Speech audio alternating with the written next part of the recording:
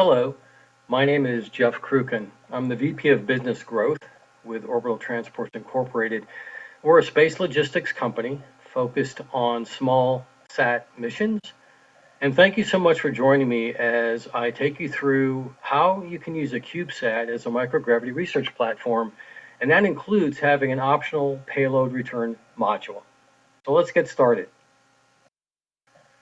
I'm going to begin with an overview of the benefits of what we refer to as BioTech Zero-G. That's what we call the solution that we offer. You can see a wide variety of the different types of research that can be conducted on orbit and some of the benefits. And I'm going to stop at this point and just give you a little bit of time to read through this, and then I'll come back.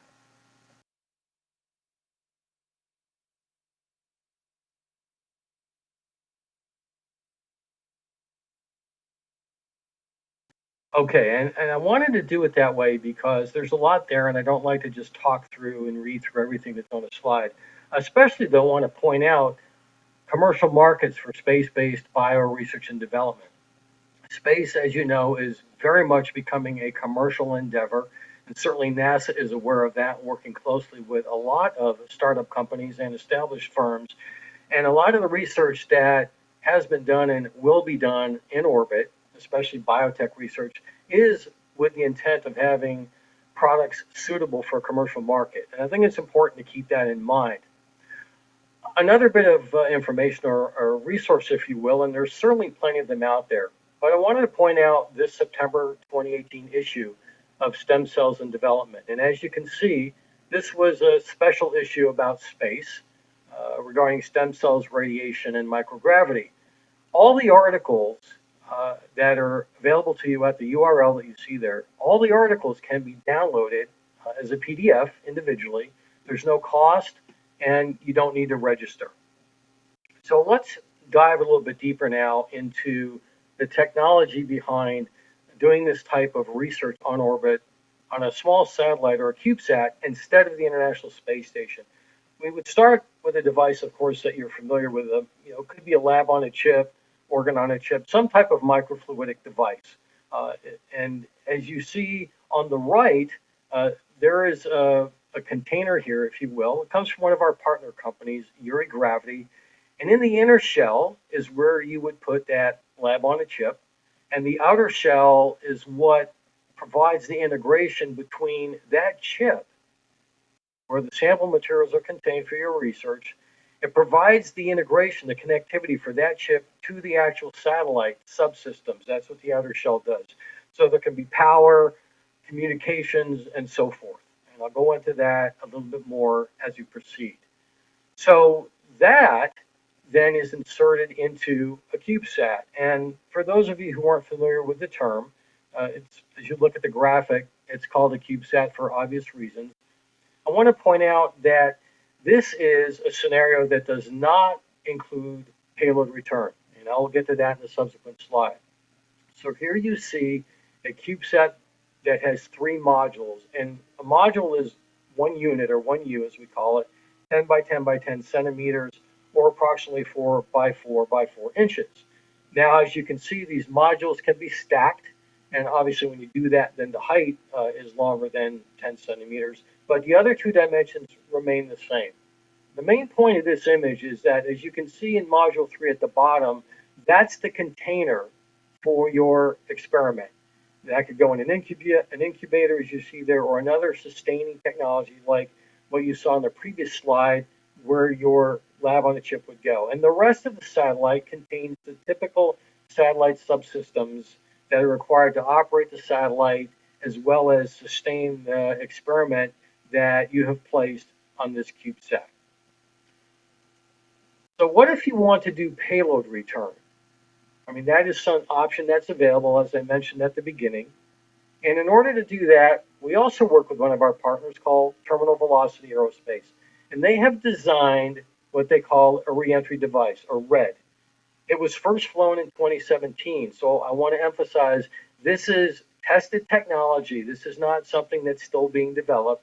It has been flown, and by that I mean it was launched into orbit and has been returned to Earth. Now you can see some of the features and applications on the left.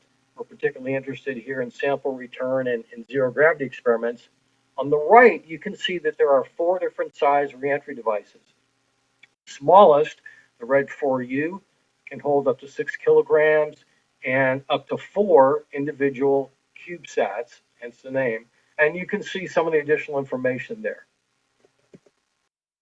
Moving on to the next slide, you see a cutaway of the reentry device. And on the left, you see how the payload bay is structured for a CubeSat form factor experiment module. So this is an image of Red 4, and there would be 4 CubeSat modules in there, CubeSat sized modules in there. You see 3 in the front and size and 1 more in the back. And the reentry device is going to protect your research materials from temperature, vibration, and gravity shock during reentry. It also functions like a satellite or a CubeSat by providing the electronics, the power, communications. There can be a separate propulsion module when needed, and so forth. And the third element, and maybe one that's particularly important, is how quickly can the sample materials be returned to you in your laboratory. So what you see here is concept of operations in a timeline. And as you can see, starting from the time that the reentry process begins and it lands in the continental US, in under 30 hours, the sample materials can be returned to you. And so for those of you that have that requirement, this is how we accomplish that with the reentry device. Now, I do want to emphasize that whether you need sample return or not, you are able to communicate in real time with your experiment and have the data transmitted back to your lab during real time, or your experiment can be pre-programmed to operate without you needing to communicate with it in real time. And again, data can be captured and returned back to you in batch mode. It really depends on your requirements. So I hope at this point that from this presentation, the wheels have started turning a bit, perhaps in your mind, as you've begun to think about, well, wow, this is fascinating. I had no idea that I could do this kind of research on a CubeSat. I thought I always had to be stuck with the International Space Station. But let me point out that you might also be thinking, I'm a research scientist, and I don't know how to organize a satellite mission. I don't know how to build a satellite. I don't know how to deal with launches and so forth. And you don't have to. That's what we do. We're a systems engineering company. We handle everything starting from the beginning of the mission as you define what you want to accomplish. We will be working step by step with you to integrate your experiment into the CubeSat or the reentry device, and then integrating that into the launch vehicle, testing everything. We will be managing with the launch vehicle provider, working side by side with the launch, handling operations with you of your experiment and the CubeSat while it's in orbit. And so we take care of all of that satellite logistics. And the benefit is you get to focus on your research goals. You get to focus on your experiment. You get to do what you love. We get to do what we love. And so you don't have to be burdened with anything that has to do with the logistics of getting your experiment into space. So why CubeSats instead of the International Space Station? And there are certainly some good reasons for this. Potentially faster sample return. So I showed you the under 30 hours time frame for that. Now, in some scenarios, that may be feasible with the International Space Station, but it really depends on when a cargo or crew capsule is returning. With the International Space Station, your schedule is dependent on their schedule. Not so with the CubeSat. There's an increasing number of launch options where companies like Rocket Lab that just a few weeks ago did their first launch in the United States out of Virginia.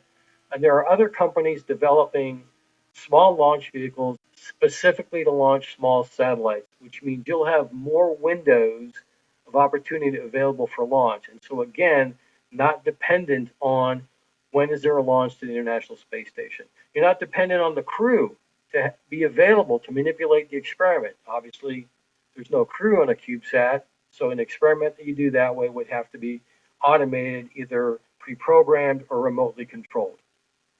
Perhaps most importantly, No biological sample restrictions exist for a CubeSat, and they certainly do for the space station. You have variable mission duration.